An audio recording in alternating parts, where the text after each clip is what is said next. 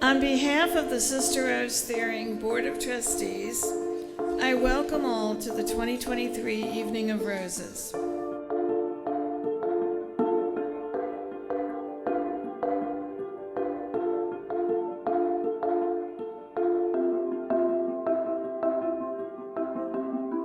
Our next speaker was a professor in the Jewish Christian Studies program when I was a teacher scholar in the Sister Rose Thiering program. He was the Executive Director Emeritus of the Sister Rose Thiering Fund.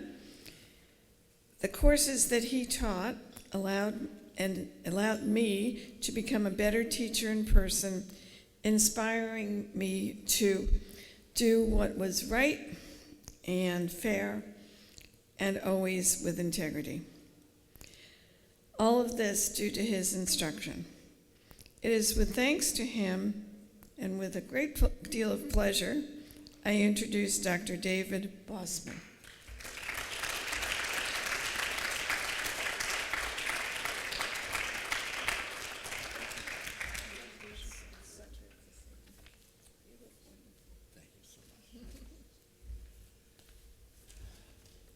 Well, I must say it's a wonderful thing to see everyone here tonight. Every person here represents a dedication, a concern, an involvement, and a contribution to what we're talking about tonight, and that is understanding one another in an affirmative way rather than a stereotype or a negative way, as I think history has borne out, has shown us adequately in the past, including the Holocaust, maybe especially the Holocaust.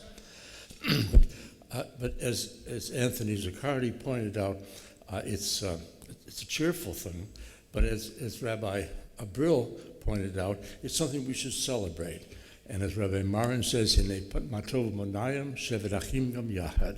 So let us rejoice and be glad that we are together tonight to celebrate not only Sister Rose, but what Sister Rose meant, what she represented, what she gave to the world, what she inspired people to do, and she not only inspired, but she encouraged and she urged them to do. And I think that urgency that she had in everything she did is what is being manifested today, this many years after her passing, in her good works. And part of this good works is bringing in the scholarship funds that are so important to bring teachers to this program. Now, there are many people who take Jewish Christian studies, and this is very appropriate. There are many priests and nuns who come from Africa, many people from coming from the professions for personal enrichment. This program is populated by a wide variety of people. But the Sister Rose Thiering Fund focuses particularly on teachers, because teachers are the ones who are going to change society. They're the ones who are building from the bottom, building with people, building within the classroom, building both intellectually and spiritually and emotionally the children who are going to grow up to be the modern world, the next world. And so a scholarship fund has that kind of meaning for us tonight. And so I'd like to thank in a particular way the Mike Berman's generous gift to the Sister Rose Thiering Fund for teachers scholars in the Lowell Harwood Scholarship Fund. This generous gift is an ongoing reminder of Lowell Harwood's dedication to the education of teachers on issues relating to the Holocaust, its lessons, and promoting interreligious values for understanding, religious values of understanding for a pluralistic society. Let me begin by speaking of Lowell, and then move on to his friendship with Sister Rose Thiering, and how this endowed scholarship fund encompasses the educational values of Rose and Lowell together. Born in Newark and raised in New Jersey City, Lowell Harwood returned to Hudson County after graduating from Kent State University and serving in the United States Army during the Korean War. Lowell became a pillar of the Jersey City business community, serving on the board of the Jersey City Chamber of Commerce and the Chamber's president in 1958. As a philanthropist, Joel was a dedicated supporter of Christ Hospital in Jersey City. He established the Harwood Heart Center, a state-of-the-art coronary care unit, which continues in his name to this day. He also served as a Kane University trustee. In recognition of his dedication of service to Kane, he was named university's Man of the Year in 2003. The Harwood Arena at Kane University is named after Lowell in honor of his leadership and generosity for the university. The board of Kane University is where Lowell met Sister Rose Thiering. Rose and Lowell were kindred spirits as they shared a dedication to the education of today's youth on the history of anti-Semitism and its horrific consequences in the Shoah. Together they advocated for the formation of the Holocaust Center at Kane University as a living witness to the Shoah and as a resource center for educators. Sister Rose and Lowell felt a camaraderie to educate young people to be better citizens for today's world, regardless of their religious diversity. Lowell must have been surprised that a Catholic nun was so dedicated an ally in promoting Holocaust education and fighting anti-Semitism. In addition, Rose recognized a moral imperative to teach students today about the history of anti-Semitism and its horrendous outcomes in the Shoah. Interreligious friends and admirers created the Sister Rose Thiering Fund in 1993 to recruit and fund teachers to enroll in the courses of the Graduate Department of Jewish Christian Studies here at Seton Hall. Today, a dedicated interreligious board of the Sister Rose Thiering Fund focuses on promoting the education of teachers in whose classrooms they teach young people about the evils of the Holocaust and explore ways to build bridges of understanding, dispelling hateful stereotypes, and working together for a better world. Sister Rose wrote, "I know the power of teachers. It is my fondest hope that teachers will enroll in the Jewish Christian Studies at Seton Hall University. The distinctively comprehensive span of Seton Hall's graduate courses lends perspective and depth to these studies." I'm pleased to welcome tonight the family of Lowell Harwood as we celebrate his role in promoting Holocaust education and partnership with our beloved Sister Rose Thiering in fighting anti-Semitism and prejudice wherever and whenever it is found.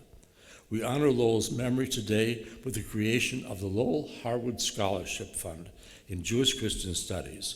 We commit to a partnership between interreligious educators of all courses. The program enrolls students of varied religious, ethnic, and geographical backgrounds. I thank everyone present this evening I thank everyone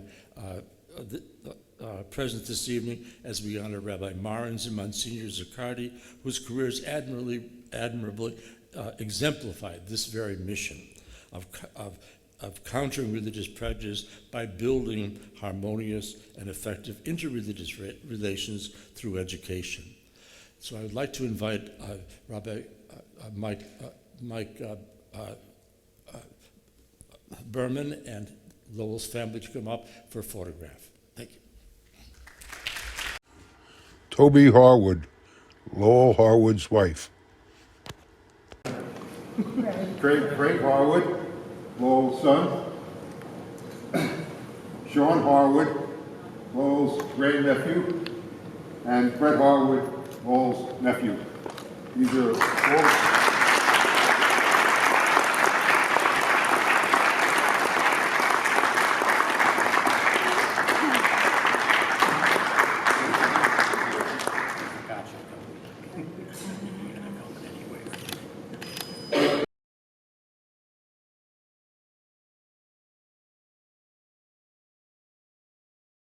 We have something very special for you tonight, created by trustee Robin Sanders. It is a video montage of Sister Rose. To those of you who knew Sister Rose, our video will be a poignant reminder of the great legacy she left to the Sister Rose Thiering Board of Trustees to continue. If you did not know Rose, you soon will. As the video expertly created by Robin, to whom we give thanks, will show you Sister Rose's dynamic personality, wisdom, undaunted passion, and love. I hope the video will inspire you to help continue Sister Rose's legacy. We present Sister Rose in her own words. To live to see the day when an endowment makes possible for teachers to take courses in Jewish Christian studies, I tell you honestly and sincerely, this is the beginning of the fulfillment of my greatest desire.